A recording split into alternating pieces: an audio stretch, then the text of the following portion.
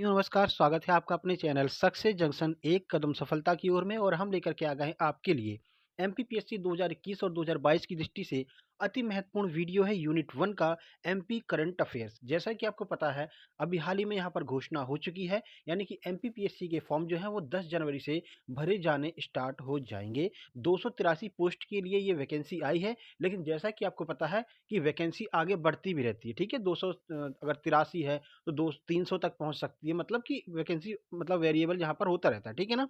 चलिए, इसकी तैयारी कैसे करनी है वो सारी जानकारी हम आपको देने वाले हैं। साथ ही साथ में हर एक यूनिट की प्रैक्टिस सेट डेली आपको मिलने वाली है। इससे पहले जो 2020 वाली वैकेंसी थी उसमें भी हमने आपके लिए हर एक यूनिट की प्रैक्टिस सेट लेकर के आए थे। अगर आप चाहें तो वो आप प्लेलिस्ट में जाकर के देख सकते हैं। हर एक यूनिट की अलग अलग प्लेलिस्ट बनी हुई है। यूनिट 9, यूनिट 10, यूनिट 8 सबकी प्लेलिस्ट आपको वहाँ पर मिल जाएगी और प्रैक्टिस करने के लिए पर्याप्त यहाँ पर आपको साधन देखने को मिल जाएंगे। ये वीडियो हम स्टार्ट कर रहे हैं 1 जनवरी 2021 से लेकर के दिसंबर 2021 तक की महत्वपूर्ण करंट अफेयर जो आपकी आगामी परीक्षाओं की दृष्टि से अति महत्वपूर्ण है। एमपी करंट अफेयर को हम यहाँ पर कवर करने वाले हैं। ठीक है। ऑब्जेक्टिव में प्रश्न होंगे और हर एक प्रश्न के बारे में डिटेल में आपको जानकारी दी जाएगी। चलिए शुरुआत करते हैं। आइए देखते हैं पहला प्रश्न। पहला प्रश्न है, 1 नवंबर 2021 को मध्य प्रदेश स्थापना दिवस किस थीम पर मनाया गया था? जैसा कि आपको पता है, मध्य प्रदेश का स्थापना दिवस 1 नवंबर को मनाया जाता है। तो इस वर्ष की थीम क्या थी, यह आपसे पूछा जा सकता है। अति महत्वपूर्ण प्रश्न है, स्टार मार्क कर लीजिएगा। स्वच्छ मध्य प्रदेश, आत्मनिर्भर मध्य प्रदेश, हमारा मध्य प्रदेश या फिर इनमें से कोई नहीं। चलिए आंसर देख लेते हैं। इसका सही आंसर है बी, यानी कि आत्मनिर्भर मध्य प्रदेश। ये इस वर्ष की थीम थी मध्य प्रदेश दिवस की। ठीक है। चलिए कुछ जानकारी आपको देते हैं। तो मध्य प्रदेश ने अपना स्थापना दिवस आत्मनिर्भर मध्य प्रदेश की थीम पर मनाया इस बार। ठीक है। यह मध्य प्रदेश का 66वां स्थापना दिवस था। यह भी आपको याद रखना है कौन सा स्थापना दिवस मनाया गया है। तो 66वां स्थापना दिवस इस वर्ष मनाया गया है। ठीक है, 2021 में। मध्य प्रदेश का गठन कब हुआ था? तो 1 नवंबर 1956 को मध्य प्रदेश का गठन हुआ था और 1 नवंबर 2000 को मध्य प्रदेश का पुनर्गठन हुआ था, क्योंकि छत्तीसगढ़ जो है वो मध्य प्रदेश से अलग हो गया था। यह भी आपको याद रखना है। चलिए आगे बढ़ते हैं और अगला प्रश्न देखते हैं। मध्य प्रदेश के किस जिले को award for excellence in urban transport के लिए चुना गया है?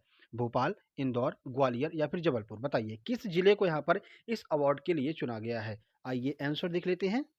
सही आंसर है बी, यानी कि इंदौर जिले को यहाँ पर चुना गया है award for excellence in urban transport. कुछ जानकारी आपको देते हैं। तो मध्य प्रदेश के इंदौर जिले को award for excellence in urban transport के से नवाजा गया है।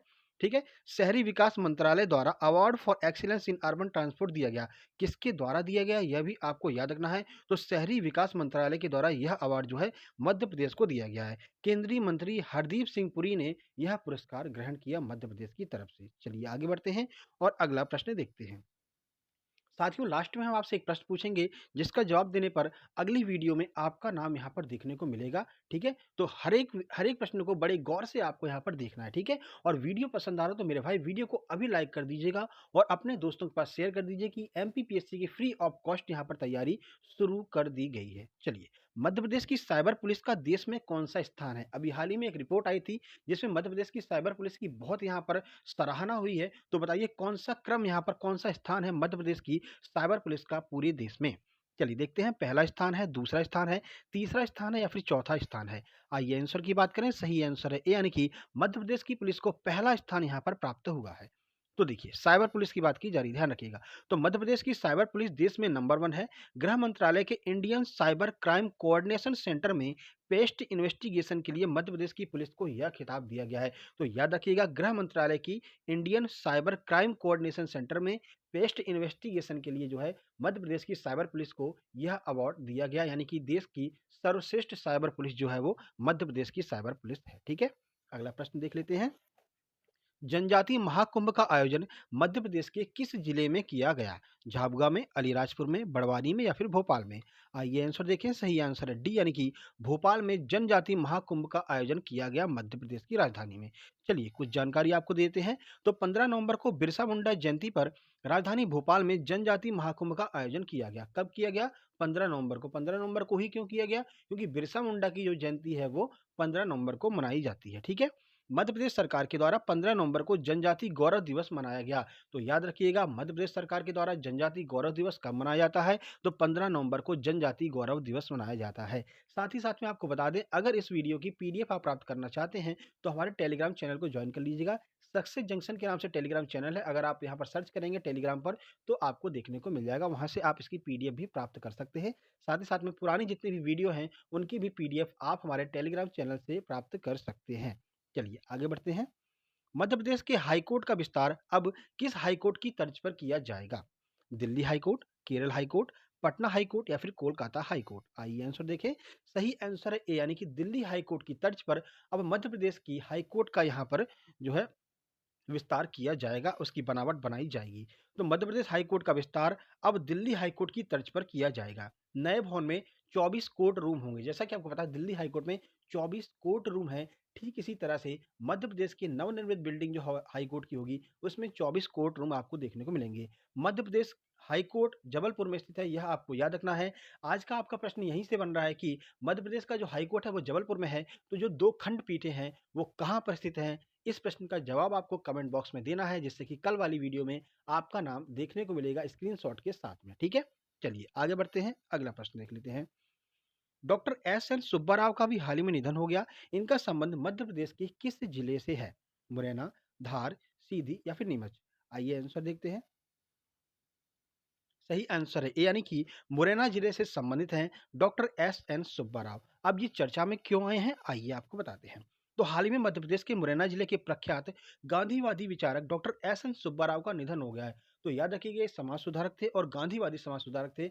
इनका भी हाल ही में निधन हो गया है, इसलिए यह प्रश्न हमारे लिए महत्वपूर्ण है।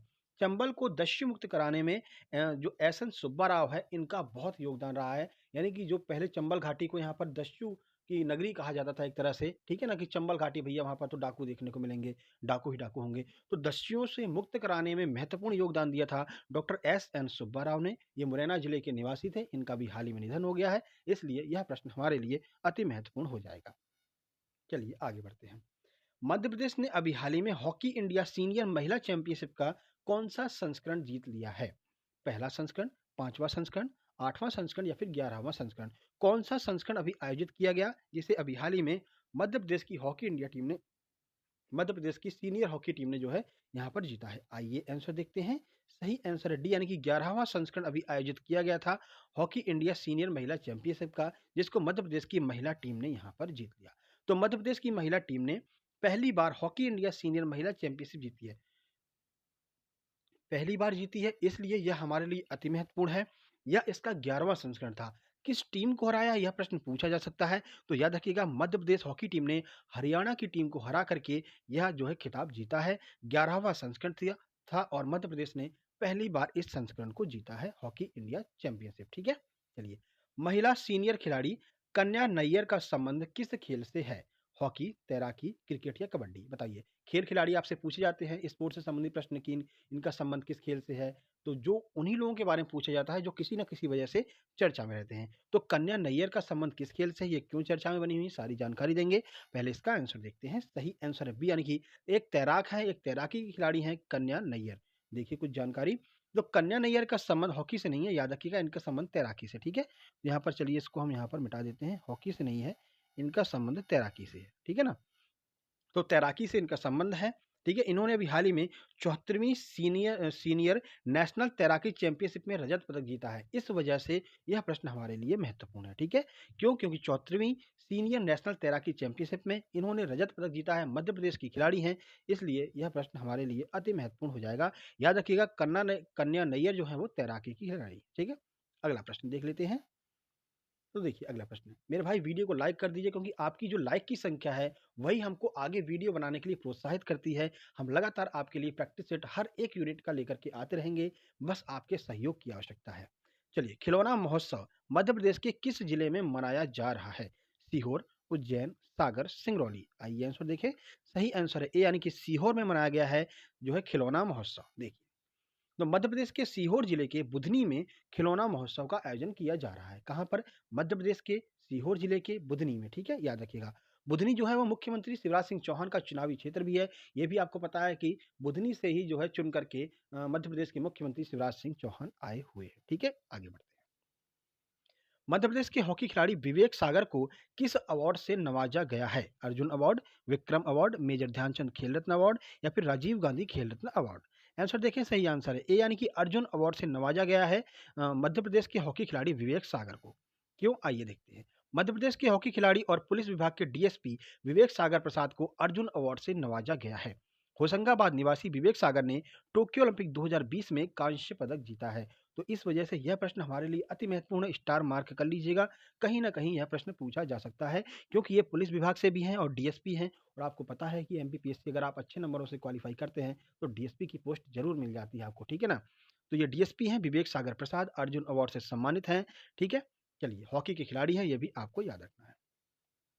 अगला प्रश्न है, देश में सर्वाधिक तेंदुए मध्य प्रदेश के किस टाइगर रिजर्व में पाए जाते हैं?